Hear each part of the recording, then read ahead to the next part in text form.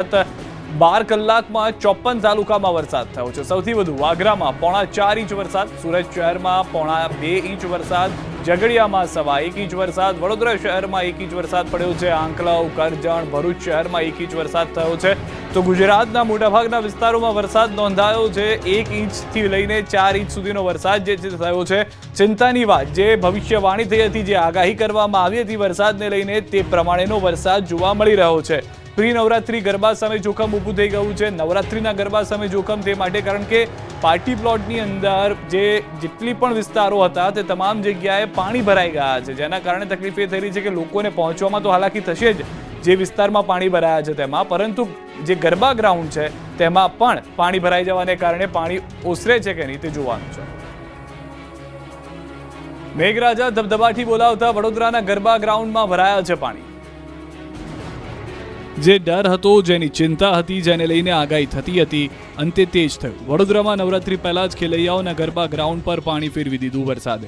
વડોદરા શહેરમાં સવારથી વરસાદે જમાવટ કરી, શહેરના વિવિધ વિસ્તારમાં ધોધમાર વરસાદ ખાબક્યો। રોડ પર તો પાણી વહેતા થઈ જ ગયા, સાથે સાથે નવરાત્રીના ગ્રાઉન્ડમાં પણ પાણી જોવા મળ્યું। મોટાભાગના ગ્રાઉન્ડ પાણીમાં ડૂબી ગયા। પાણી એવા ભરાયા કે ગ્રાઉન્ડ દેખાતા જ નથી। એક તરફ નવરાત્રીની તૈયારીઓ ચાલી રહી છે, બીજી તરફ ગ્રાઉન્ડમાં પગ ડૂબી જાય એટલા પાણી ભરાતા આયોજકોમાં દોડધામ મચી ગઈ છે। જે પ્રકારે પાણી ભરાયા છે તે મુજબ 2 દિવસમાં ગ્રાઉન્ડ કોરું થાય તેવું લાગતું નથી। પ્રી નવરાત્રી તો થશે જ નહીં। આ તરફ પંચમહાલમાં પણ વરસાદે જતા જમાવટ કરી। ઘોઘંબા, દામવા, પાવાગઢ સહિતના ગામડાઓમાં વરસાદ વરસ્યો। પાવાગઢ ડુંગર પર પણ ધોધમાર વરસાદ ખાબકતા ડુંગરના પગથિયા પરથી પાણી વહેતા થયા। બીજી તરફ વરસાદથી ખેડૂતો અને ગરબા આયોજકોની ચિંતા વધી ગઈ છે।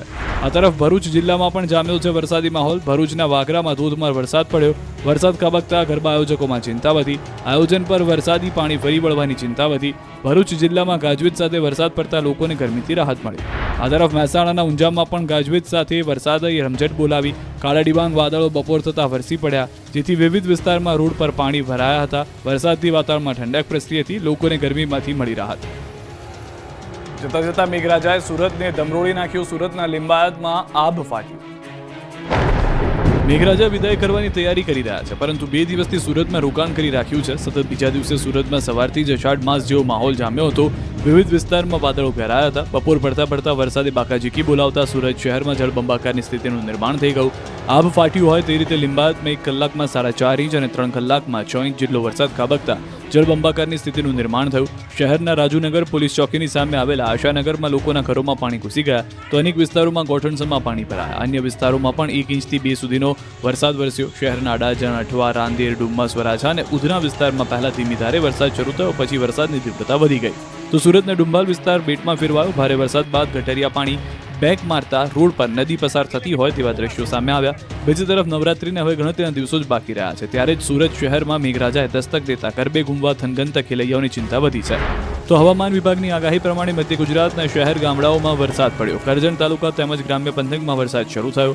કરજણ, જૂના બજાર, નવા બજાર, ખાવડ ચોકડી, પાદરા રોડ, આમોદ રોડ સહિત કરજણ શહેર વિસ્તારમાં પણ વરસાદ પડતા રોડ પર પાણી વહેતા થયા। કરજણમાં અત્યાર સુધીમાં સિઝનનો કુલ 39.96 ઇંચ વરસાદ પડી ચૂક્યો છે। અમરેલીના ખાંભા પંથકમાં સૈયદ અફરાબાદ વરસાદ। ખાંભાગીરના ગામડાઓમાં ગાજવીજ સાથે ધોધમાર વરસાદ। ત્રાકુડા, ભુડાણી, જામકા, વાંગદ્રા, નિંગાળા સહિતના ગામોમાં ધોધમાર વરસાદ। જામકા ગામે ધોધમાર વરસાદના પગલે ગામની શેરીઓમાં નદી માફક પાણી વહેતા થયા, તો મગફળીના પાકને નુકસાનીની ભીતિ। સાવરકુંડલાના ગ્રામ્ય વિસ્તારોમાં બપોર બાદ વરસાદ થયો। સાવરકુંડલાના મોટા ભમુદ્રા, શેલણા, રબારિકા સહિતના વિસ્તારોમાં વરસાદ થયો। વરસાદ આવતા વાતાવરણમાં ઠંડક પ્રસરી। આ તરફ લાઠી શહેર તેમજ આસપાસના ગ્રામ્ય વિસ્તારોમાં પણ વરસાદ થયો હોવાની જાણકારી। તો 3 ઓક્ટોબર સુધી પૂર આવે એવો છોતરાફાડ રાઉન્ડ આવશે। આગામી 72 કલાકમાં ગુજરાતના વાતાવરણમાં પલટો જોવા મળશે।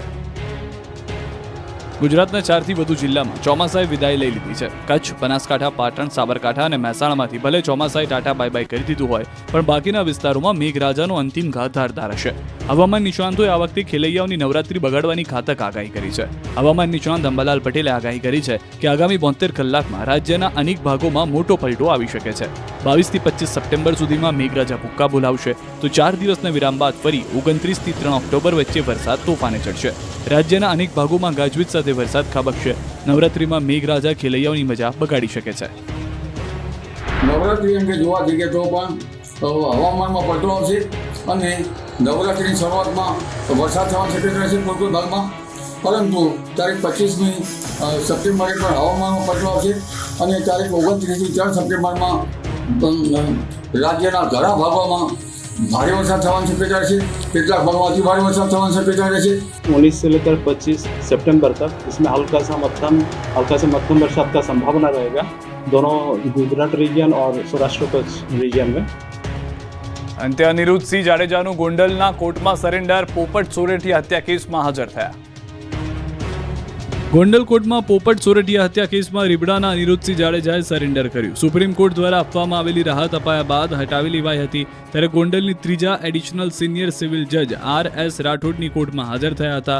જાડેજાના કોર્ટમાં હાજર થતાં જ મોટી સંખ્યામાં તેમના સમર્થકો કોર્ટ પરિસરમાં ઉમટી પડ્યા, જેને પગલે પોલીસે ચુસ્ત બંદોબસ્ત ગોઠવી દીધો। મહત્વનું છે કે 18 સપ્ટેમ્બરના રોજ પોપટ સોરઠિયા હત્યા કેસમાં સરેન્ડર કરવાનો અંતિમ દિવસ હતો, જોકે સુપ્રીમ કોર્ટે તેમને એક અઠવાડિયા માટે સ્ટે આપ્યો, જે પાછળથી હટાવી લેવામાં આવ્યો। આ સમગ્ર ઘટનાક્રમ બાદ જાડેજાની હાજરી ખૂબ જ મહત્વપૂર્ણ માનવામાં આવી રહી છે। આ તરફ બે હાથ જોડી જેલની બહાર આવ્યો દેવાયત ખવડ। પ્રસિદ્ધ ડાયરા કલાકાર દેવાયત ખવડ સહિતના 7 આરોપીને વેરાવળ ડિસ્ટ્રિક્ટ સેશન્સ કોર્ટે અંતે રાહત આપતા જામીન મંજૂર કર્યા હતા। કોર્ટે દેવાયત ખવડને 1 લાખના વ્યક્તિગત તથા અન્ય આરોપીઓને 25,000ના બોન્ડ સાથે શરતી જામીન આપ્યા હતા। ત્યારે જૂનાગઢ જિલ્લા જેલમાંથી અંતે દેવાયત ખવડને છુટકારો મળ્યો। જેલમાંથી બહાર આવી વકીલ સાથે ગાડીમાં બેસી ઘર તરફ રવાના થયા હતા। દેવાયત ખવડ બે હાથ જોડીને જેલની બહાર આવ્યો હતો। કોર્ટના આદેશ મુજબ દેવાયત ખવડને રૂપિયા 1 લાખના વ્યક્તિગત બોન્ડ પર જામીન આપવામાં આવ્યા છે, જ્યારે અન્ય 6 આરોપીઓને રૂપિયા 25,000ના બોન્ડ મૂકવા પડશે। ઉપરાંત કોર્ટે કડક શરતો પણ ફરમાવી છે। આરોપીઓને દર 15 દિવસે તાલાલા પોલીસ સ્ટેશનમાં ફરજિયાત હાજર થવું પડશે। સાથે જ દેવાયત ખવડ તથા અન્ય આરોપીઓ પર સુરેન્દ્રનગર અને અમદાવાદ જિલ્લામાં પ્રવેશ પ્રતિબંધ પણ મૂકવામાં આવ્યો છે। 17 સપ્ટેમ્બરના તાલાલા કોર્ટે દેવાયત ખવડ સહિત તમામ આરોપીઓના જામીન ફગાવતા તેમને જૂનાગઢ જેલમાં ખસેડવામાં આવ્યા। જોકે 18 સપ્ટેમ્બરના ડિસ્ટ્રિક્ટ સેશન્સ કોર્ટના આદેશ બાદ આરોપીઓ જામીન પર મુક્ત થતા તેમના પરિવારજનો અને ચાહકોમાં રાહતનો માહોલ જોવા મળ્યો હતો। વિજાપુરમાં પરિણીતાની પવિત્રતા ચકાસવા ઉકળતા તેલમાં હાથ નંખાવ્યા। વિજાપુરમાં પરિણીતાને અંધશ્રદ્ધામાં ઉકળતા તેલમાં હાથ નંખાવ્યા। મહેસાણાના વિજાપુર તાલુકાના ગેરીતા ગામે એક પરિણીતાએ આપવી પડી અગ્નિ પરીક્ષા। અંધશ્રદ્ધામાં પરિવારજનોએ ઉકળતા તેલમાં હાથ નંખાવ્યા। ફરિયાદી મહિલાનો આક્ષેપ છે કે નણંદે તેમના પર ચારિત્ર પર ખોટો વહેમ રાખી ગાળો આપી અને ખેતરમાં કોઈ અન્ય પુરુષ સાથે હોવાનો આરોપ મૂક્યો। ફરિયાદી મહિલાએ આ વાતનો ઇનકાર કર્યો, ત્યારે નણંદે ઉશ્કેરાઈ તેમના પતિ અને ભાઈ બોલાવી સતના પારખા કરાવ્યા। ચૂલા પર રાખેલા ગરમ તેલમાં હાથ નાખવા જણાવ્યું અને કહ્યું કે જો તે સાચી હોય તો તેલથી દાઝશે નહીં। મહિલાએ હાથ નાખવાની ના પાડી, ત્યારે નણંદે તેમને માર માર્યો અને બળજબરીપૂર્વક તેના હાથ ઉકળતા તેલમાં નાખ્યા। આ મામલે વિજાપુર પોલીસ સ્ટેશનમાં ફરિયાદ નોંધાઈ। પરિણીતાએ નણંદ જમના ઠાકોર, નણદોએ મનુ ઠાકોર સહિત 4 સામે ફરિયાદ નોંધાવી। આ ઘટના બાદ નીરુબેનના પતિ તેમને સારવાર માટે હોસ્પિટલ લઈ ગયા। આ અંધશ્રદ્ધાની ઘટનાએ સમાજમાં ચકચાર મચાવી। આ કિસ્સો કાયદા અને માનવતા બંને માટે એક પડકાર સમાન છે। રાધનપુરના લોકો 10 દિવસથી પાણી વચ્ચે રહેવા મજબૂર, પીપળાના તરાપા જ સહારો। આજના સમયની અંદર બે ઘરોને બંધ કરવાના કારણે પાણી આજ નીકળતું નથી ને અમારા પરિસ્થિતિ બહુ ખરાબ છે। હાલની પોઝિશનની અંદર છોકરાઓ બૈરાઓને સંડાસ પાણી કે પાણી કે નાવા ધોવા માટે પણ તકલીફ બહુ મોટી રીતની પડી રહી છે। અમારે નગરપાલિકામાં અમે ખેતવાના કેરાથી 10 દાડાનું પાણી અમારા ઘરમાં આવી ગયું છે। જ્યાં પાણીનો નિકાલ થાય ત્યાં કરવો પડે સાહેબ, અમારું ભાઈ તો અરજ સાંભળો।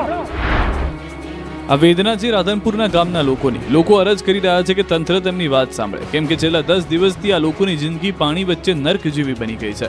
પ્લાસ્ટિકના ડ્રમનો આ જુગાડ કરી લોકો કરી રહ્યા છે અવરજવર, કેમ કે વરસાદે વિરામ લીધે 10 દિવસનો સમય વીતી ગયો હોવા છતાં પણ પાણી અહીં ઓસરવાનું નામ નથી લઈ રહ્યા। રાધનપુર ચોકડી નજીક આવેલા નર્સરીબાગ વિસ્તારના દ્રશ્યો છે, જ્યાં 50થી વધુ ઘરોમાં હજુ વરસાદી પાણી ભરાયેલું છે। ઘરની બહાર જાણે તળાવ હોય તેવા દ્રશ્યો છે, જેના કારણે લોકોની જિંદગી આ પાણીમાં સંઘર્ષમય બની રહી છે। કમર સુધી ડૂબેલા પાણીમાંથી લોકોએ જીવન જરૂરી ચીજવસ્તુઓ માટે પસાર થવું પડી રહ્યું છે। લોકોનો આક્ષેપ છે કે રાધનપુર નગરપાલિકા દ્વારા પાણીના નિકાલની કોઈ વ્યવસ્થા કરવામાં આવી નથી। વરસાદી વાતાવરણ જામતા મહુવામાં મગફળીની આવક બંધ કરાઈ। મહુવા માર્કેટિંગ યાર્ડમાં મગફળીની આવક બંધ કરવામાં આવી। વરસાદી વાતાવરણ હોવાથી આજથી મગફળીની આવક બંધ કરવાનો નિર્ણય લેવાયો। મગફળીની આવક વધુ પડતી હોવાથી તેમજ વરસાદી વાતાવરણ હોવાથી આવક બંધ કરવામાં આવી। 21 તારીખથી રાબેતા મુજબ આવક લેવામાં આવશે। આવક બંધ દરમિયાન કોઈપણ સંજોગોમાં મગફળીનો પ્રવેશ આપવામાં આવશે નહીં। આમ છતાં મગફળીના વાહન આવશે તો પરત લઈ જવાના રહેશે। કામરેજ બાદ નવસારીમાં જર્જરિત ટાંકી કરાઈ ધરાશાયી। પાણીની લાઈન તૂટતા રોડ પર પાણીની થઈ રેલમ છે। કામરેજ બાદ નવસારીમાં પણ જર્જરિત ટાંકી તોડી પાડવામાં આવતા રોડ પર પાણીની રેલમછેલ થઈ હતી. ટાંકી તોડતી વખતે નવી ટાંકીની લાઈન તૂટી જતા ગામની બજારમાં જાણે વરસાદ બાદ નદી વહેતી હોય તેવા દ્રશ્યો સર્જાયા હતા. નવસારીની અંદરના પણ દ્રશ્યો આપજો. નવસારી શહેરના મામા ચેવડાવાળાની ગલીમાં વર્ષો જૂની પાણીની ટાંકી જર્જરિત થઈ જતા પાલિકાની ટીમ ટાંકીને તોડવા માટે પહોંચી. તમામ સુરક્ષા સાથે વિશાળ ટાંકીને સેકન્ડોમાં જ તોડી પાડવામાં આવી. ક્ષણવારમાં જ ટાંકી તો કડરભૂસ થઈને જમીનદોસ્ત થઈ ગઈ, પરંતુ ટાંકી તોડતી વખતે નવી પાણીની ટાંકીની લાઈન તૂટી જતા પાણીનો પ્રવાહ રસ્તા પર વહ્યો હતો. રસ્તામાં પાણીનો પ્રવાહ વહેતા જતા માર્ગો પાણી થઈ ગયા. પાર્કિંગમાં મૂકેલા કાર અને બાઇકને નુકસાન થયું. તો ટાંકી તોડી પાડવાના આ લાઈવ દ્રશ્યો સુરતના કામરેજ ગામના છે. ગામમાં વર્ષ 1962માં પીવા માટે પાણી બનાવેલી ટાંકી અતિ જર્જરિત થઈ ગઈ હતી. ગમે ત્યારે કોઈની પર તૂટી પડે તેવી સ્થિતિમાં હતી. આ અંગે લોકોએ તંત્રને જાણ કરતા મોટી દુર્ઘટના થાય તે પહેલા ટાંકીને તોડી પાડવામાં આવી હતી. 2 પાણીપુરી ઓછી આપતા વડોદરાની મહિલાએ કર્યો રોડ વચ્ચે હાઈ વોલ્ટેજ ડ્રામા. 2 પાણીપુરી ઓછી મળી અને મહિલાઓએ કર્યો ગજબનો ડ્રામા. વડોદરાની મહિલાને 2 પાણીપુરી માટે આખું શહેર ગાંડું કર્યું હોય એવું જોવા મળ્યું. રોડની વચ્ચે જ હાઈ વોલ્ટેજ ડ્રામા કરીને રોડને બાંધમાં લીધો.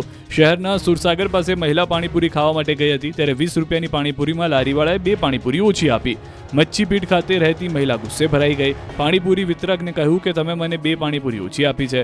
મહિલા છેલ્લા 2 દિવસથી આવતી હોવાને કારણે વિતરકે મહિલાને 2 પાણીપુરી આપી દીધી હતી. મહિલા આટલેથી અટકી ન હતી અને તે જીદ લઈને ટ્રાફિકથી ધમધમતા રસ્તાની વચ્ચોવચ્ચ બેસી ગઈ. 2 પાણીપુરી માટે હાઈ વોલ્ટેજ ડ્રામા શરૂ કર્યો. મહિલા રોડ વચ્ચે બેસી જતા લોકોમાં કુતૂહલ સર્જાયું અને વાહન ચાલકો રોકાઈ ગયા. મહિલા રોડ વચ્ચે કેમ બેઠી તે જાણવા માટે રોડ પરના લોકોના ટોળા વળી ગયા. રોડની વચ્ચે જ બેસીને ધરણા કરી રડવા લાગી. પોલીસ આવતા મહિલાએ લારી હટાવવા માટે જીદ પકડી લીધી અને કોઈ વાત માનવા તૈયાર નહોતી. મહિલાને સમજાવટ કરીને પોલીસ મથક લઈ આવવામાં આવ્યા. પોલીસે મહિલાનું કાઉન્સેલિંગ કરીને મહિલાને તેના ઘરે રવાના કરી હતી. આઈફોન 17 ખરીદવા અમદાવાદથી યુવાનો પ્લેનમાં મુંબઈ પહોંચ્યા. 4-5 કલાક લાઇનમાં ઉભા રહ્યા ત્યારે વારો આવ્યો. એપલનો આઈફોન 17 વિશ્વભરમાં લોન્ચ થયા બાદ આજથી વેચાણ શરૂ થતાં વિશ્વભરના એપલના સ્ટોર પર આઈફોન લવર્સની મોડી રાતથી જ લાઈન લાગી ગઈ હતી. આઈફોન 17 સિરીઝ ખરીદવા માટે રીતસરની પડાપડી થઈ. ભારતમાં મુંબઈ, દિલ્હી સહિતના એપલના સ્ટોર પર મોડી રાતથી જ લોકો લાઈનમાં ઉભા રહ્યા હતા. કલાકો સુધી લાઈનમાં ઉભા રહ્યા બાદ સવારે સ્ટોર્સ ખુલતા અને વેચાણ શરૂ થતાં લોકોએ રીતસરની દોટ મૂકી. ખરીદી માટે પડાપડી થઈ ત્યારે અમદાવાદથી પણ કેટલાક યુવાનો આઈફોન 17 ખરીદવા માટે પ્લેનમાં મુંબઈ પહોંચ્યા હતા. મુંબઈના BKC જીઓ સેન્ટર ખાતે એપલ સ્ટોરની બહાર 3 થી 4 કલાક લાઈનમાં ઉભા રહ્યા બાદ ફોન ખરીદ્યા હતા. બીજી તરફ સ્ટોર બહાર મોટી ભીડ થઈ જતા કેટલાક લોકો એકબીજા સાથે અથડાતા મારામારી થઈ હતી, જેના કારણે સ્ટોર સુરક્ષા અને સ્ટાફને તાત્કાલિક મામલો સંભાળવો પડ્યો હતો. અમદાવાદથી હું મુંબઈ આવ્યો આઈફોન લેવા માટે સ્પેશિયલ. સવારે મોર્નિંગમાં ફ્લાઇટ લઈને સીધો અમદાવાદ પહોંચ્યો. કેમ મને ખબર હતી કે અહીંયા બહુ ક્રાઉડ થશે, એના માટે મેં અર્લી મોર્નિંગની ફ્લાઇટ રાખીને સવારે વહેલો આવીને એ લાઈનમાં ઊભો રહ્યો કે મને જલ્દી મળી જશે. પણ અહીંયા આવીને મેં 6 વાગ્યાથી લઈને 9:30 વાગ્યા સુધી લાઈનમાં ઊભો, પણ મને લાઈનમાંથી નંબર આવ્યો જ નહીં. કે બહાર એટલો ક્રાઉડ હતો, એટલી ભીડ હતી કે નંબર બી આવવાનો ચાન્સ પણ નહોતો મારો કે મારો નંબર આવશે. એ તો મેં પ્રી બુક કરાયો તો મારો આઈફોન 2 તો મને સ્લોટ તરીકે મને મળી ગયો આઈફોન. વડોદરાના વાઘોડિયામાં દીપડાએ 20થી વધુ પશુનો કર્યો શિકાર. વડોદરા જિલ્લાના વાઘોડિયા તાલુકામાં દીપડાનો આતંક યથાવત છે. દેવનદી કિનારાના વિસ્તારોમાં દીપડાના આંટાફેરાથી સ્થાનિકોમાં ભયનો માહોલ ફેલાયો છે. દેવનદી કાંઠાના વલવા, આશા, મુવાડા, ઘોડાદરા, સાંગડોલ અને વ્યારા ગામની સીમમાં દીપડાની હિલચાલથી ખેડૂતો પોતાના ખેતરે જતા પણ ડરી રહ્યા છે. ત્યારે દંખેડા ગામે એક ખેડૂત દિવસ દરમિયાન પોતાના ખેતર નજીક જાડીખારા પાસે કામ કરી રહ્યો હતો. તેને અચાનક દીપડો દેખાયો, પરંતુ ખેડૂતે સમય સૂચકતા વાપરીને ભયભીત થયા વગર દીપડાનો વિડીયો બનાવ્યો. આ વિડીયોમાં દીપડો સ્પષ્ટપણે જોઈ શકાય છે, જેના કારણે સ્થાનિકોનો ડર વધુ ઘેરો બન્યો. સ્થાનિકોના જણાવ્યા મુજબ આ દીપડો દેવનદી કિનારાના જુદા જુદા ગામોમાં અત્યાર સુધીમાં 20થી વધુ પશુઓનું મારણ કરી ચૂક્યો છે. દીપડાના સતત હુમલાથી પશુપાલકો અને ખેડૂતો ચિંતિત છે. વન વિભાગ દ્વારા દીપડાને પકડવા માટે પાંજરા મૂકીને પ્રયાસો શરૂ કરવામાં આવ્યા, પરંતુ દીપડો હજુ સુધી પાંજરે પુરાયો નથી. વન વિભાગની મથામણ છતાં દીપડો પકડાયો ન હોવાથી ગ્રામજનોમાં રોષ જોવા મળી રહ્યો છે. જૂનાગઢમાં શ્વાને જંગલના રાજા સિંહને હંફાવ્યા. સામાન્ય રીતે સિંહની એક જ ત્રાડથી આખું જંગલ ફફડી ઉઠે છે. જંગલનો ડાલા મથ્થા સામે આવે તો ભલભલાને પરસેવો છૂટી જાય. પશુઓ તો જીવ બચાવવા ભાગવા લાગે, પરંતુ જે જંગલને ધ્રુજાવે છે તે જ કેસરી રખડતા શ્વાનથી ધ્રુજી ગયો. જી હા, આ કોઈ હવાઈની વાતો નથી. જૂનાગઢમાં શ્વાન સિંહ પાછળ દોડતા સિંહ ઊભી પૂંછડીએ ભાગ્યો. જૂનાગઢના પાતાપુરના આધાર સિમેન્ટ ફેક્ટરી પાસે એક સાવજ શિકારની શોધમાં આવી ચડ્યો. રાત્રિના 9 વાગ્યાની આસપાસ સિંહ ફેક્ટરીની આસપાસ આંટા મારી રહ્યો હતો ત્યારે ફેક્ટરીમાં રહેલા શ્વાન સિંહને જોઈને ભસવા લાગ્યા. સિંહની પાછળ દોડ્યા, જેથી સાવજ ડરી ગયો. સાવજ જીવ બચાવવા ભાગ્યો હતો. ભરૂચની દૂધધારા ડેરીની પ્રતિષ્ઠાભરી ચૂંટણીમાં મતદાન પૂર્ણ. આવતીકાલે આવશે પરિણામ. ભરૂચની દૂધધારા ડેરીની પ્રતિષ્ઠાભરી ચૂંટણીને લઈને આજે મતદાન થયું હતું. રાજપીપળા એપીએમસી ખાતે સાંજ સુધીમાં શાંતિપૂર્ણ માહોલમાં મતદાન થયું. ભરૂચ અને નર્મદા જિલ્લામાં બંને મતદાન મથકો ઉપર 100% મતદાન થયું. તમામ મતદારોએ પોતાના મતાધિકારનો ઉપયોગ કર્યો. તમામ ઉમેદવારોના ભાવિ મતપેટીમાં સીલ થઈ ગયા. હવે આવતીકાલે સવારે 9 કલાકે મતગણતરી શરૂ થશે. નર્મદા ભરૂચમાં ભાજપ માટે જંગ બનેલી દૂધધારા ડેરીમાં આજે મતદાન 900 કરોડનું ટર્નઓવર. ડેરીમાં સત્તા મેળવવા ભાજપના જ બે આગેવાનો કાંટેકી ટક્કર જોવા મળી. ડેરીમાં છેલ્લા 17 વર્ષથી કરી રહેલા ઘનશ્યામ પટેલ સામે આ વર્ષે વાગરાના ધારાસભ્ય અરુણસિંહ રાણા મેદાને આવ્યા. દૂધધારામાં અનામતની 2 અને અનુસૂચિત આદિજાતિની 1 મળી કુલ 15 બેઠક માટે મતદાન થયું. ડેરીના 11 શાસન ઝોનની 11 બેઠક માટે અને સામેની પેનલના મળી 22 ઉમેદવારના ભાવિ સીલ થયા. અનામતની 2 બેઠક માટે પણ ઉમેદવારો મેદાને હતા. બંને પક્ષના ઉમેદવારોએ જીતનો દાવો કર્યો છે ત્યારે હવે ચૂંટણીમાં કોણ મેદાન મારે છે તે જોવું રહ્યું. વિવાદ વચ્ચે રાજકોટ મનપાના શાસક પક્ષના મહિલા નેતા ધ્રુસકે ને ધ્રુસકે રડ્યા.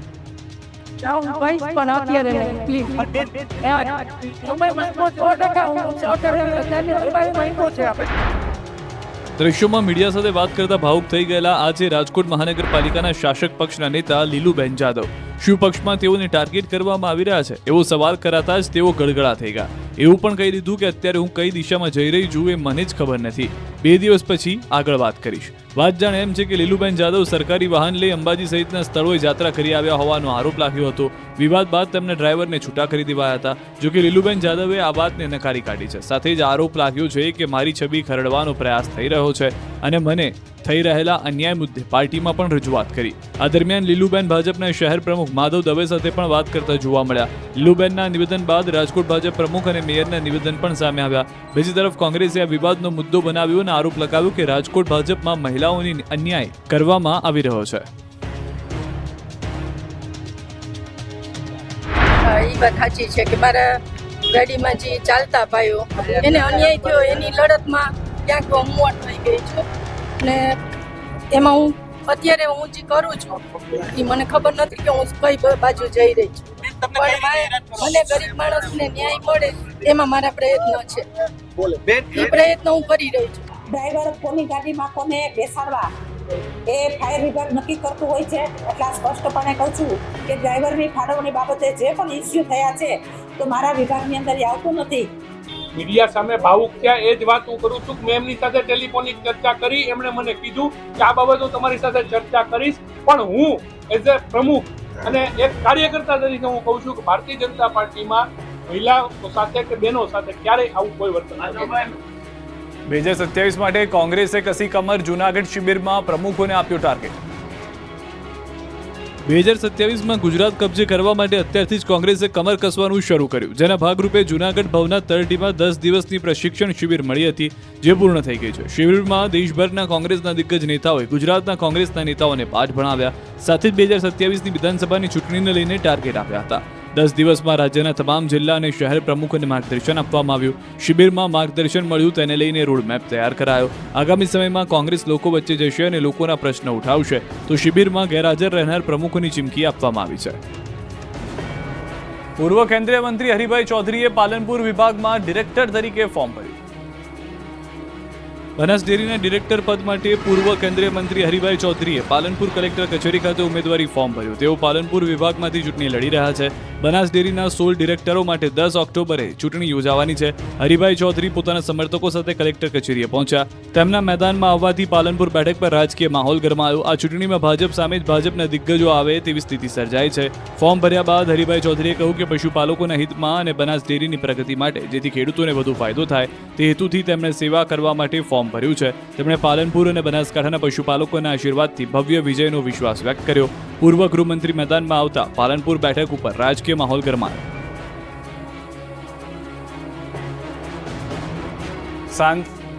સાંસદ ગેનીબેનને દાંતરડું વાગતા લોહી નીકળ્યું. ગેનીબેન ઠાકોર ગાયોનો ઘાસચારો વાઢવા માટે કામે લાગ્યા. જો કે આ દરમિયાન તેમના હાથમાંથી લોહી નીકળતું હોય એવું દ્રશ્યમાં દેખાયું. ઘટના ભાભરના લોકનિકેતનની છે, જ્યાં ગાયો માટે શ્રમદાન કરવા માટે અન્ય ખેડૂતોની સાથે સાંસદ ગેનીબેન પણ પહોંચ્યા. જોકે આ દરમિયાન તેમના હાથની આંગળીઓમાં લોહી નીકળતું જોવા મળ્યું. માનવામાં આવી રહ્યું છે કે કદાચ દાંતરડું અથવા તો જુવારના સાંઠાની ફાસ લાગી ગઈ હોઈ શકે, કારણ કે જુવારના સાંઠાની ફાસ તીક્ષ્ણ હોય છે. જોકે શું લાગવાથી લોહી નીકળ્યું એ સ્પષ્ટ થઈ શક્યું નથી, પરંતુ વિડીયોમાં જે દેખાઈ રહ્યું છે એ પ્રમાણે આવું ચર્ચાઈ રહ્યું છે. બનાસની બેન અને પછી ગાયની બેન તરીકે ઓળખાવા લાગેલા ગેનીબેને સતત 2 કલાક સુધી જુવારની કાપણી કરી હોવાનો દાવો છે. કેન્દ્રીય ગૃહમંત્રી અમિત શાહે પ્રધાનમંત્રી મોદીના જીવન પર આધારિત મોદી એટ 75 કોફી ટેબલ બુકનું વિમોચન કર્યું હતું. આ દ્રશ્યો પણ આપ જોઈ રહ્યા છો. પુસ્તકમાં પીએમના જીવનની 75 મહત્વની વાતો રજૂ કરવામાં આવી છે. મોદી એટ 75માં અનેક લોકોએ પોતાના વિચારો વ્યક્ત કર્યા. મોદી એટ 75માં દ્રઢ વિશ્વાસ અને દૂરદર્શિતાની પણ વાતો છે. આ બુકમાં 5 ખંડોમાં પીએમનું જીવન રજૂ કરાયું છે. તેમના બાળપણથી લઈને ગ્લોબલ લીડર બનવા સુધીની વાતોને આ પુસ્તકમાં આવરી લેવામાં આવી છે. Modi at 75 coffee book PM મોદીના જીવનની યાત્રા છે. પ્રધાનમંત્રીના જન્મદિવસને લઈને નેટવર્ક 18ની ટીમે આ બુક તૈયાર કરી છે. આ તકે નેટવર્ક 18ના editor in chief Rahul Joshi પણ ખાસ હાજર રહ્યા હતા. प्रधानमंत्री नरेंद्र मोदी का 75वां जन्मदिवस है और इस मौके पर न्यूज़ 18 यानी नेटवर्क 18 ने एक किताब यानी कॉफ़ी टेबल बुक को बनाया है, जिसको हमारी क्रिएटिव और एडिटोरियल टीम ने बनाया है. और मेरे साथ हमारे editor in chief Rahul Joshi हैं. राहुल जोशी जी और हमारे साथ देश के गृह मंत्री अमित शाह जी हैं और इस कॉफ़ी टेबल बुक का वो विमोचन करेंगे. राहुल जी.